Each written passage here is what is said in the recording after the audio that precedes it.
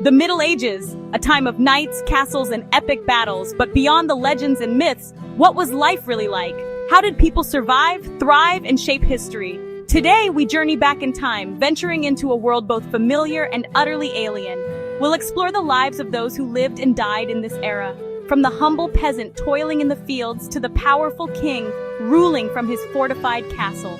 Join me as we go beyond the swords and sieges to uncover the real untold stories of medieval life. Imagine a world where your destiny is determined at birth. This was the reality of the medieval world, governed by a rigid social structure known as feudalism. At the apex of this hierarchy stood the king, the ultimate landowner. He granted vast tracts of land to his most trusted nobles in exchange for their unwavering loyalty and military support. These nobles in turn subdivided their lands, bestowing them upon lesser lords and knights. These knights, the warriors of the realm, pledged their swords and their lives to defend their king and their lord. But at the base of this pyramid, toiling tirelessly to support the entire edifice, were the peasants. Bound to the land, they worked not for themselves but for their lord.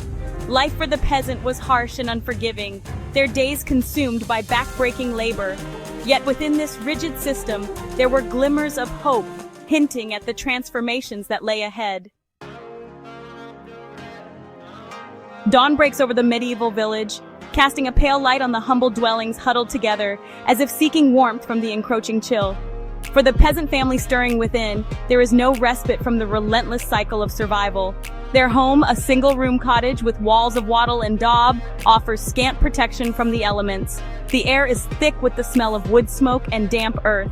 Their diet, monotonous and lacking in essential nutrients, consists mainly of black bread, a watery gruel, and whatever vegetables they can coax from their small garden plots.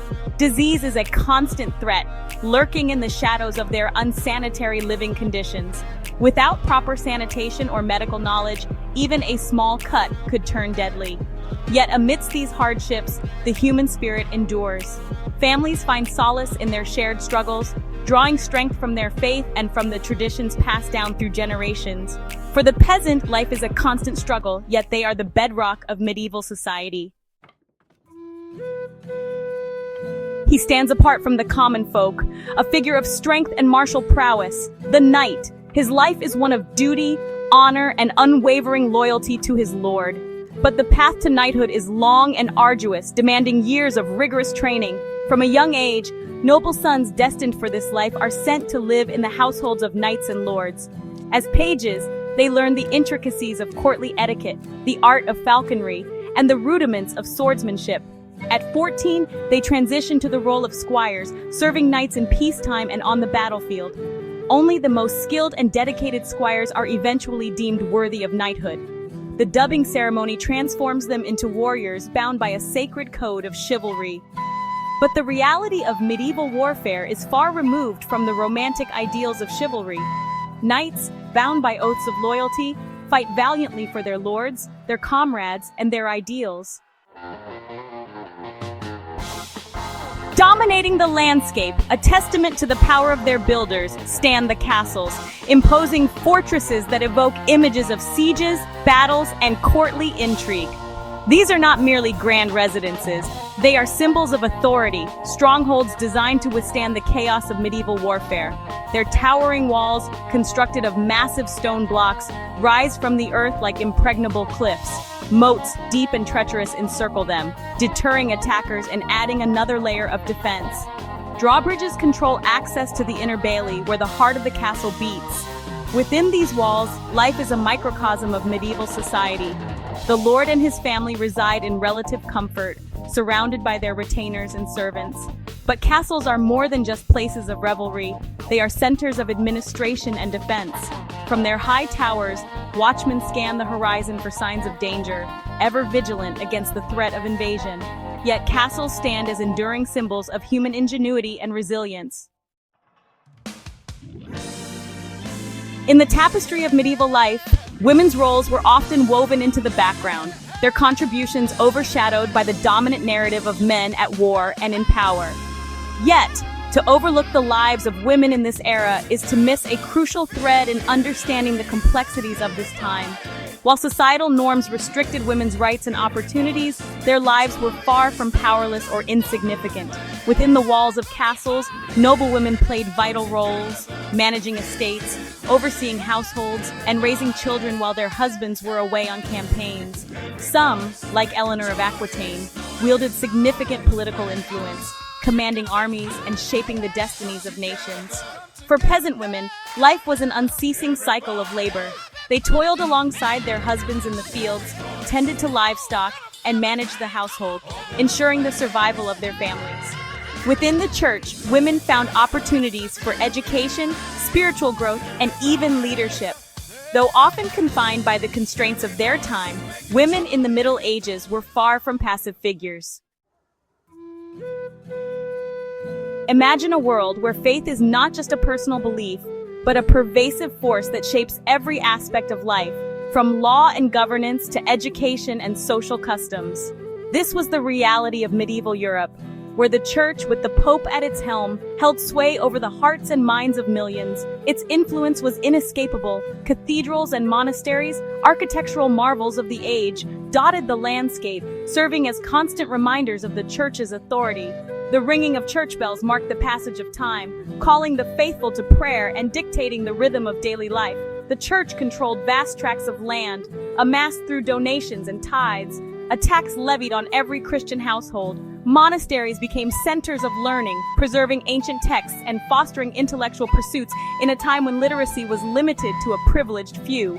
But the church's power was not without its shadows. Yet for all its flaws, the church remained the dominant force in medieval life, offering solace, spiritual guidance, and a sense of order in an often chaotic world. The year is 1347. A shadow falls across Europe, a chilling harbinger of unimaginable suffering.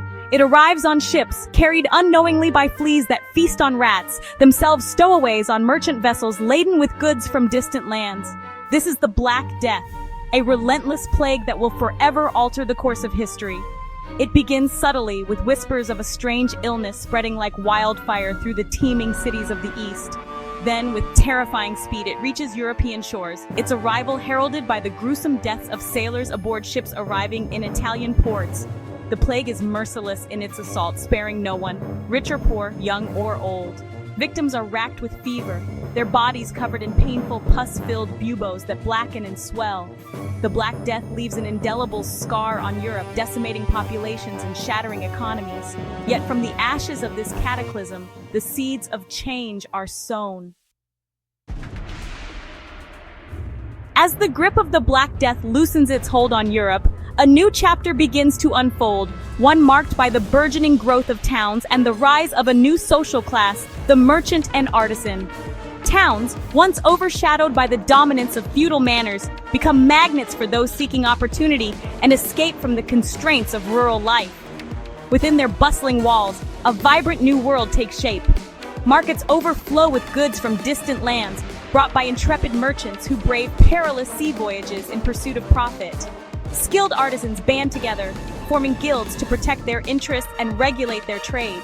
These guilds become powerful forces, wielding influence over local economies and providing a framework for education, quality control, and social support for their members.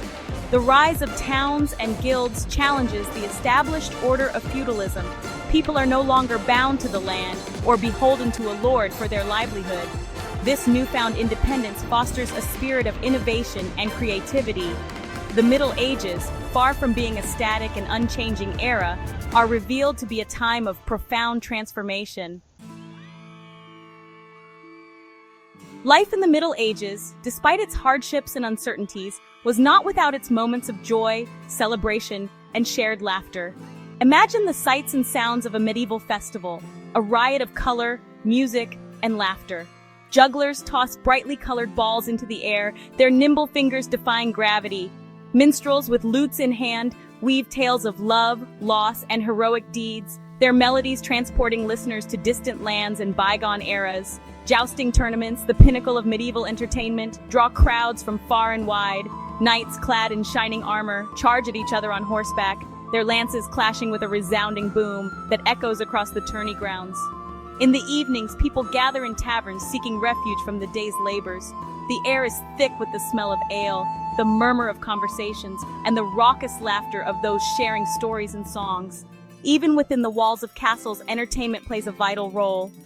These moments of shared joy, of laughter and camaraderie, serve as a powerful reminder that even in an era often defined by hardship and uncertainty, the human spirit finds ways to celebrate. The Middle Ages were a time of extremes: war and peace, suffering and joy, faith and superstition.